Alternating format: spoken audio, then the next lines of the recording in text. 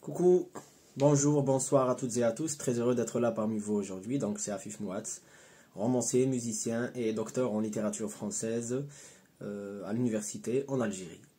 Donc je tiens tout d'abord à remercier Monsieur John, car c'est grâce à lui si je peux vous parler aujourd'hui. Donc c'est une chance inouïe que j'ai de représenter mon pays et de parler de ses valeurs, de nos valeurs communes à nous toutes et tous en tant qu'êtres humains. Donc si je suis là aujourd'hui, c'est pour vous parler de la musique algérienne. Et qui dit musique algérienne dit une pluralité de tons, une pluralité de sons, de sonorités, de rythmes, de mélodies. Et nous sommes là aujourd'hui réunis pour justement parler de cela. Alors, parler de la musique algérienne, c'est revenir vers son essence. Quelle est l'essence de la musique algérienne? Alors, l'essence de la musique algérienne, il est tout d'abord berbère. Quand je dis berbère, c'est-à-dire que notre musique à nous, elle vient du terroir. Elle vient ou elle date de l'époque de la Numidie. À l'époque, l'Algérie ne détenait pas encore ce patrimoine culturel-là, mais avait déjà des prédispositions, on va dire, pour avoir une musique du terroir. Donc notre musique à nous, c'est une musique des montagnes, c'est une musique au départ, bien évidemment, des airs que chantaient nos grands-pères, nos grands-mères, c'est une musique, on va dire, originelle, primaire, avec une voix, des tambourins, et cela va de soi. Voilà. Donc si je reviens vers la période numide, là je suis en train de parler de 2 à 3 millénaires. Si je reviens vers la période numide, c'est justement pour aborder la problématique de la genèse de la musique algérienne sous d'autres auspices, bien évidemment, qui remontent à très loin. Notre musique algérienne aujourd'hui, ou celle d'aujourd'hui, n'a rien à voir avec cette musique que j'évoquais tout à l'heure. Alors, bien évidemment, l'Algérie est un pays qui a été colonisé pas mal de fois par les Vandales, les Romains, les Byzantins, les Ottomans, et bien évidemment l'Empire colonial français par la France de 1830 à 1962. Fort heureusement, et on va dire tant mieux pour nous, hein. Aujourd'hui, l'Algérie est un pays indépendant, un pays qui détient sa souveraineté, qui est souverain, et nous détenons ces archives qui nous permettent d'avoir une idée sur notre musique nationale. Alors, parler de la musique algérienne aujourd'hui, c'est de revenir vers 1492, la chute de Grenade, et la fuite des Arabo-Mauresques ou des Morisques qui sont venus en Algérie. Et donc, ces Arabo-Mauresques, en venant en Algérie, ils ont, on va dire, apporté avec eux leur lot de chants, de musique, de rythme, d'habillement aussi, de culture culinaire. Et donc cela a permis à notre pays d'acquérir une nouvelle manière d'appréhender la culture musicale via la musique qui était, on va dire, présente naguère en Andalousie. Si maintenant je reviens vers l'Andalousie, c'est aussi pour évoquer Ziryab, le merle noir. Ziryab qui est une légende, mais qui est, je le confirme, une réalité. Ziryab qui est originaire du Mossoul en Irak et qui était esclave au départ, qui a été affranchi par ses maîtres Ishaq et Ibrahim al-Mawsili. Donc, après avoir été affranchi, Ziryab, qui détenait un savoir ô combien important, théorie de la musique arabe, théorie des chants, apprentissage du luth, théorie arabe de la notation musicale aussi. Donc, Ziryab, après son départ de Bagdad, il traversa le Maghreb, la Tunisie, en Algérie, puis il alla directement vers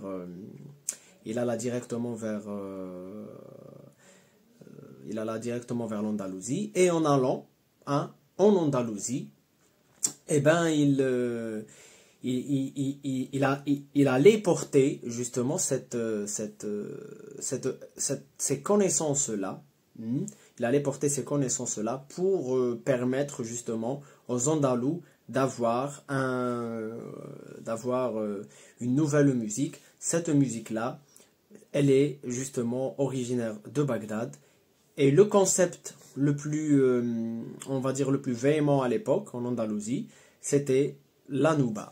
Et l'Algérie aujourd'hui, elle a hérité de cette double héritage arabo-mauresque, arabo-andalou, puisque la musique la plus répandue chez nous aujourd'hui, c'est la musique arabo-andalouse, avec ces trois écoles, le melouf, le sanaa et le gharnati.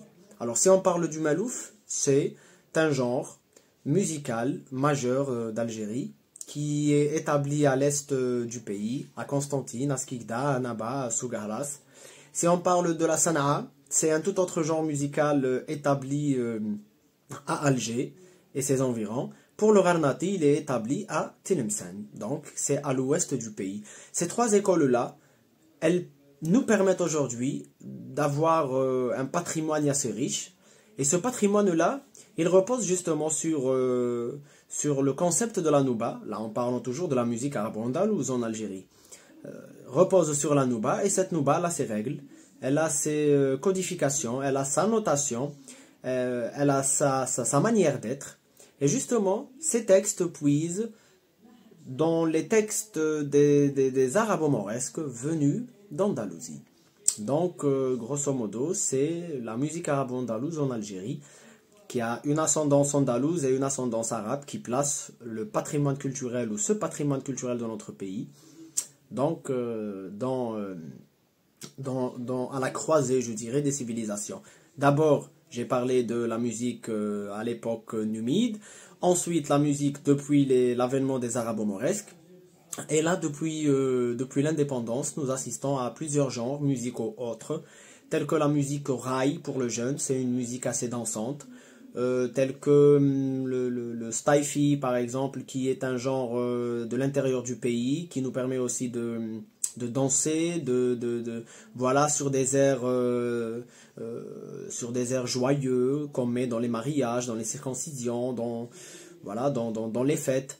Je pourrais aussi aborder aisément la question du gnawi, le gnawi qui est un autre genre musical que l'on retrouve dans le sud de l'Algérie au Sahara.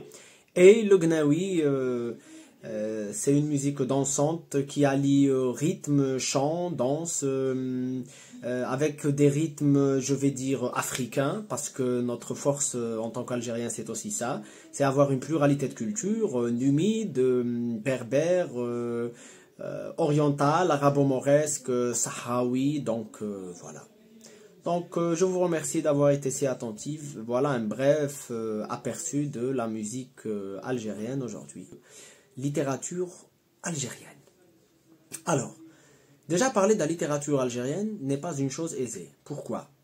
Eh bien parce que la littérature algérienne, elle a progressé au fil des ans, au fil du temps, et elle a su gagner en profondeur, en rythme, en assise, mais aussi en légitimité. Parce que dès le départ, la littérature algérienne, elle puise, on va dire, son fond commun dans une affirmation de soi avec le colonisateur. Revenir vers les débuts de la littérature algérienne, c'est penser la littérature algérienne en termes de espace-temps un peu complexe. Rappelons que l'Algérie, elle a été colonisée en 1830 par l'Empire colonial français, par les Français, par la France, et qu'elle n'a eu son indépendance qu'en 1962. Alors, dans les 20 dernières années de la colonisation, il y a eu une prise de conscience générale des Algériens quant à la question de l'affirmation de soi et de l'identité algérienne, arabo-musulmane, plurielle et universelle à la fois. Donc, c'est dans ce sillage-là qu'est née la littérature algérienne, on va dire, du XXe siècle. Est-ce qu'il y a eu une autre littérature avant? Oui, certainement, mais c'était une littérature orale. Il y a eu des légendes, il y a eu des contes, il y a eu des fables, il y a eu des histoires. Et là, c'est une moindre mesure par rapport à ce qui va se passer au début du siècle passé. C'est le chamboulement. Et pourquoi je parle de ce chamboulement-là? Ce chamboulement-là, il nous renvoie à l'avènement d'une littérature ethnographique algérienne. Et cette littérature ethnographique, c'est elle qui va révéler au monde francophone, puis au monde entier, quoi, elle va révéler au monde les Algériens, elle va révéler au monde la culture algérienne et les assises algériennes en matière d'art, de culture, d'histoire, de géographie, etc. Donc, l'avènement de la littérature ethnographique s'en a le glas d'une tentative de terrer les espoirs algériens d'une indépendance. Et justement, à l'approche de l'indépendance, vers les années 50, on assista à un boom littéraire avec l'avènement en 1954 du roman Nejma de Kateb Yassine. Alors Kateb Yassine, qui n'est plus à présenter, révolutionna le genre et a réussi à mettre la littérature algérienne, je vais dire, en orbite, puisqu'il donna un souffle nouveau qui manquait peut-être au premier romancier et ethnographe de la littérature algérienne. Donc Kateb Yassine, c'est un nom à retenir partout ailleurs. Parler ensuite de la littérature algérienne, c'est revenir vers la littérature algérienne des années 70-80. Une littérature beaucoup plus affranchie des thèmes de l'indépendance, une littérature qui commence à se poser des questions existentielles, une littérature qui est, on va dire, très bien représentée par plusieurs noms. Rachid Boujedra, entre autres, qui à travers son écriture arrive à déceler ces facettes cachées des Algériens, qui arrive aussi à peindre un Algérien qui est en quête de soi nouveau, en quête de renouveau et en quête d'un espace social qui parfois le contraint, les codes familiaux, la femme, les envies. Voilà, donc c'est une littérature qui s'affranchit des sujets de guerre ou du roman de guerre et qui va vers une littérature beaucoup plus sociale. Vint alors les années 90. Les années 90, c'est le danger qui guette l'Algérie, c'est le terrorisme. Et là, il y a eu ce qu'on appelle la littérature d'urgence. Moi-même, je ne suis pas partisan de cette littérature d'urgence-là, mais je dirais que toute littérature, elle est le fruit d'une urgence. Donc j'appellerais cette littérature en Algérie, cela n'engage que moi, la littérature noire. Pourquoi noire? Parce que c'est le signe de l'obscurantisme. Et l'Algérie, pendant plus de 10 ans, de 88 je dirais, jusqu'à 2002-2003, donc l'Algérie, plus de 10 ans, donc 12 à 13 ans, l'Algérie, elle était en prise avec le terrorisme, avec la barbarie, et nos auteurs ne se sont pas, on va dire, il n'y a pas eu de couardise et ils ont dit les choses telles quelles.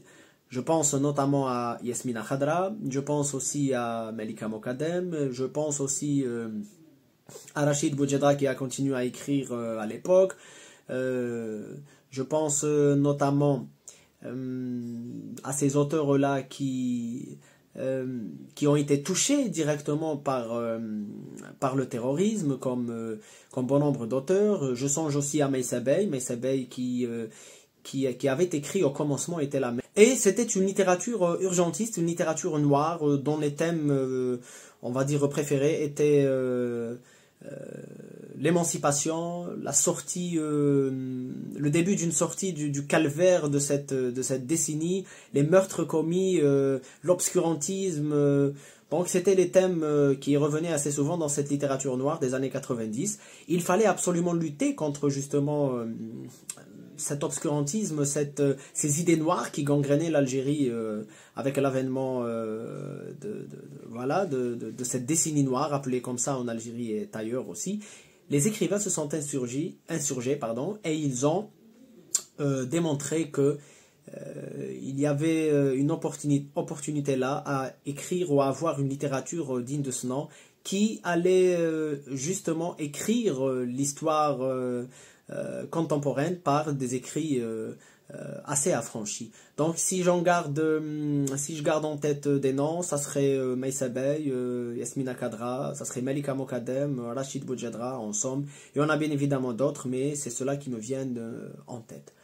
Revenir vers la littérature algérienne d'aujourd'hui, je vais dire que notre littérature aujourd'hui, elle est affranchie. C'est une littérature qui ose, c'est une littérature qui ne tourne pas le dos à l'univers, au monde. C'est une littérature qui ose parler des thématiques les plus incongrues parfois, telles que la sexualité, l'athéisme, tels que le roman ou le récit existentiel. C'est une littérature qui va explorer les genres aussi, en étudiant ou en s'approchant de la nouvelle, en s'approchant aussi du théâtre, de la poésie, du roman bien évidemment aussi. C'est une littérature qui va aussi vers la BD, vers la bande dessinée, car il y a de bons BDistes qui s'intéressent justement au genre et qui excellent voilà, dans ce qu'ils font. Pour parler des thématiques principales de la littérature aujourd'hui, donc les thèmes, on va dire, sociétaux reviennent assez souvent, comme voilà, la réussite sociale, l'amour, la passion, le voyage, voilà, la quête des origines aussi, qui est un thème assez phare et qui revient assez souvent. Moi-même, si je me permets par exemple de vous présenter mon livre à moi, c'est l'Énarque, voilà, que vous pouvez trouver sur Amazon. C'est un livre qui raconte l'histoire voilà, d'un diplômé de l'ENA, l'École nationale d'administration, et qui justement va franchir plusieurs caps pour être président de la République ici en Algérie et porter une voix nouvelle qui est la sienne. Donc c'est un roman historico-politique. Donc mes compatriotes, ça leur arrive aussi de parler politique dans leurs écrits, des écrits qui vont contre certaines choses qui nous révulsent aujourd'hui, mais cela reste de la littérature, de la fiction, et c'est purement fictif. Donc voilà un aperçu, on va dire général, de la littérature algérienne d'autrefois, la littérature algérienne d'il y a quelques années et la littérature algérienne d'aujourd'hui.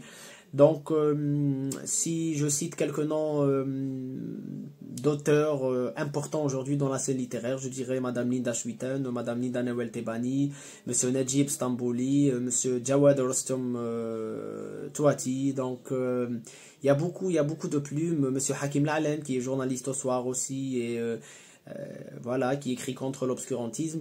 C'est beaucoup de noms d'auteurs qui font qu'aujourd'hui l'Algérie est un fonds commun important. Et bien évidemment, sans omettre, on va dire, le plus grand auteur algérien contemporain, M. Yasmina Khadra, qui est traduit dans plus de 80 pays. Donc une carrière prolifique. Et un monsieur qui, je le rappelle, avait écrit L'Attentat, on va dire un roman qui coïncide aujourd'hui avec cette guerre en terre palestinienne occupée. Et L'Attentat, c'est l'un des romans que je conseille à mes chers auditeurs de lire. Donc L'Attentat, Yasmina Khadra, ça sera, on va dire, mon coup de cœur du moment. Merci à vous, merci à John de m'avoir donné cette chance et à très vite.